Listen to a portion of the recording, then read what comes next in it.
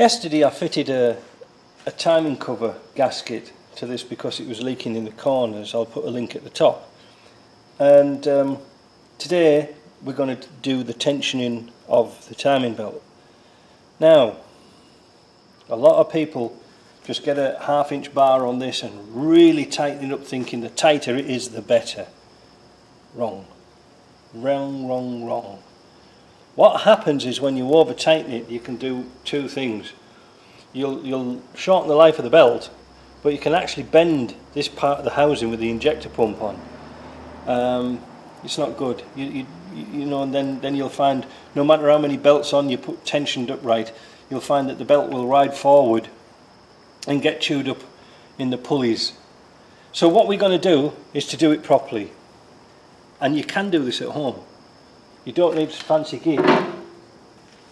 I have this tool I got from eBay in the UK when I was there, and it's just an inch-pounds torque meter. Now the thing is, you need to have 15 Newton meters of torque on the adjuster.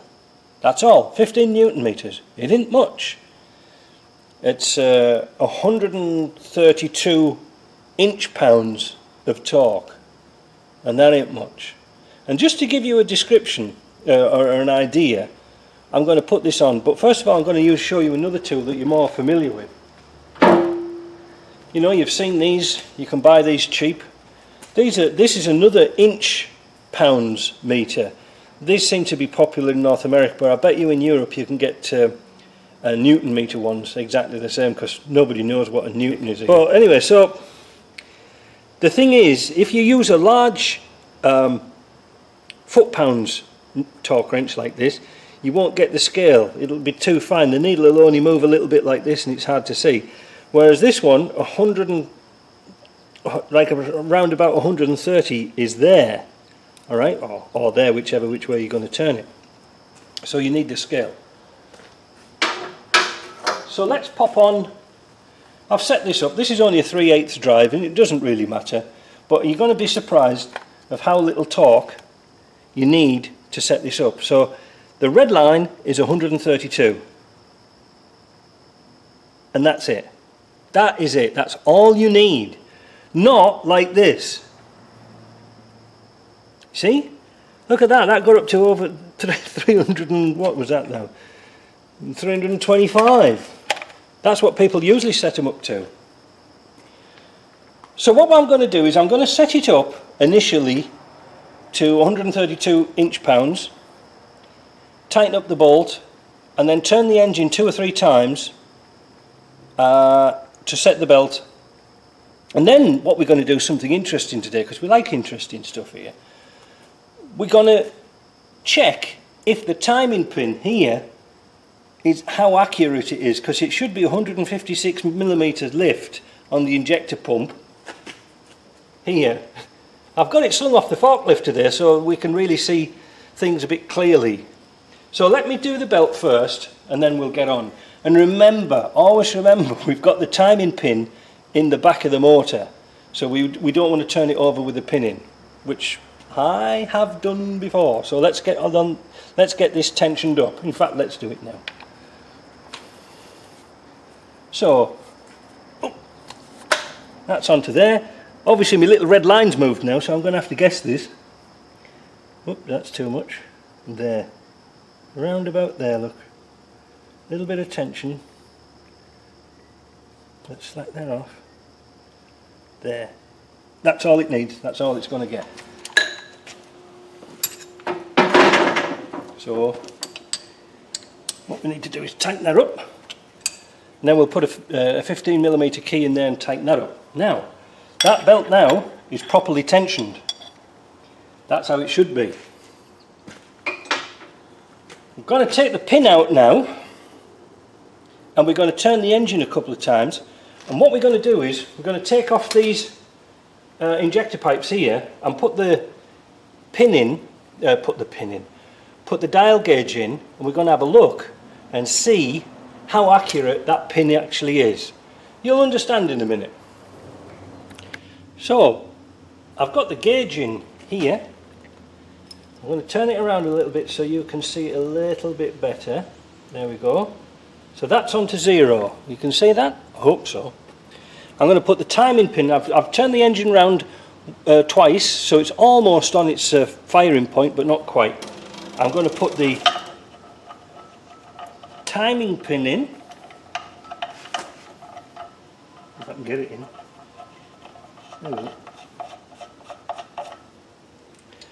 Now, I'm going to come to the other side and you're going to watch this gauge.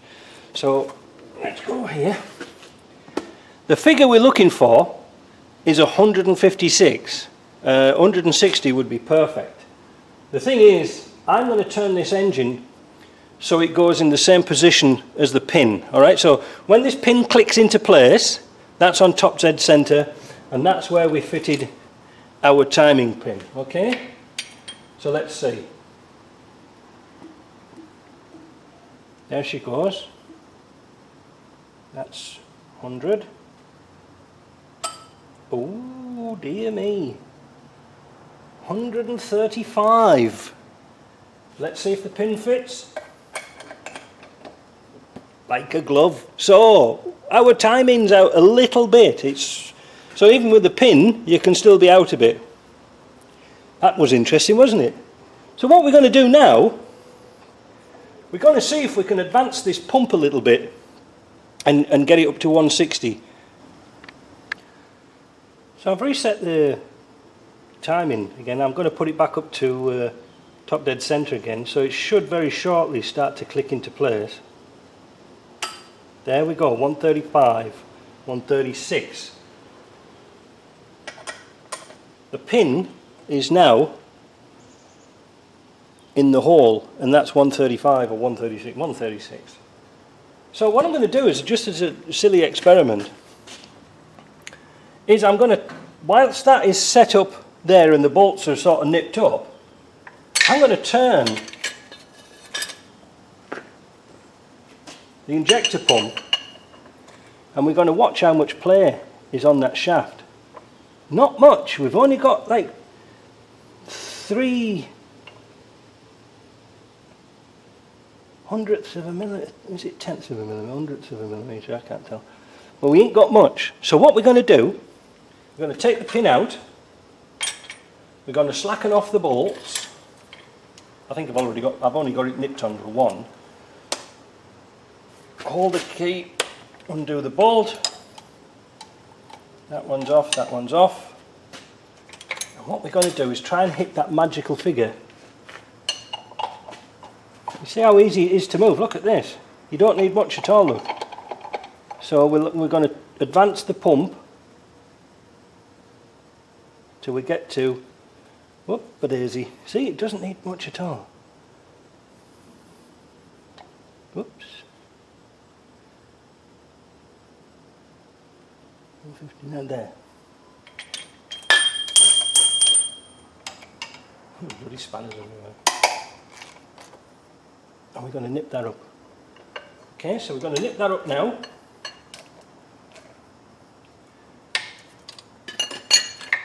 I'm going to reset this and see if it locks into 160. So here we go again. We're going to turn the crank in direction of motion until the pin clicks in the crankshaft. There's our 135, 136. Ooh. Do you know, that's 159. I think I'm going to leave it at that. Intermission. I realised when I was editing this video that you couldn't see the gauge because of the sun. Bit disappointing, but it is very, very difficult to see until you're close up. So whilst I'm doing this, I'll show you that there's the gauge, what you get in the kit. So you need this extension here to screw in, and they're all very fine. And then this adapter here goes in the back of the pump. Now I'm going to set that up, and I'm just going to show you the actual timing of this engine, and I'm going to zoom in on this gauge so it shows 160 or 159 when it locks on the pin. I've turned the engine back, or should I say, I've turned it forward to it's on its firing stroke again. Well, just before it. So now I'm going to put the pin in and into the flywheel.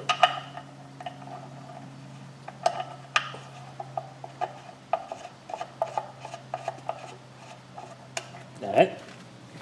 And now we're going to turn the engine in the direction of travel, and you'll be able to see what happens. So there's 100. That's where it was before. 160. Well, 160 and a half. That's close enough for us. On the first video I got it to 159, so I don't know what happened there, but that's what you're looking for. So what you need to do is tighten everything up and you're good to go. But that's basically it, so now you can see the gauge working. There's another PS on this. If you want to adjust the timing, you don't have to take all the cover off. You can actually take this little plate off the end here with a gasket, just take that piece off, and you can do exactly the same as I've just done by altering these bolts, loosening these bolts up and turning the crank until you get your 160. So all is not lost. You don't have to take it all apart. Hold the credits. Wait. Just don't go away quite yet. I've got something else to tell you. I'm just about to fit the gasket onto this timing cover chest, and I just want to point out that when you've got a gasket with this little lug on here, it usually signifies that the bottom gear and the pulleys have been changed to the modern design. However, just be careful about that. Because some people put the old design back on. It is still actually for sale, and they put this newer gasket on, so it can be a bit deceptive. Second thing, sometimes when you get a gasket set, like the front end, you get this little gasket and you wonder where it goes. Well, it goes on here, like there. Let me see if you can see that better. It goes on there like that. Now, the better quality gasket sets, these are self-adhesive. Well, this one isn't, so it's not a very good one, but a gasket's a gasket as far as I'm concerned. Well, it's paper. The other thing I noticed whilst cleaning up this cover, you know when I said about the pulley was worn? Well, look at this. That's started to eat its way into the front cover. That's how worn it was.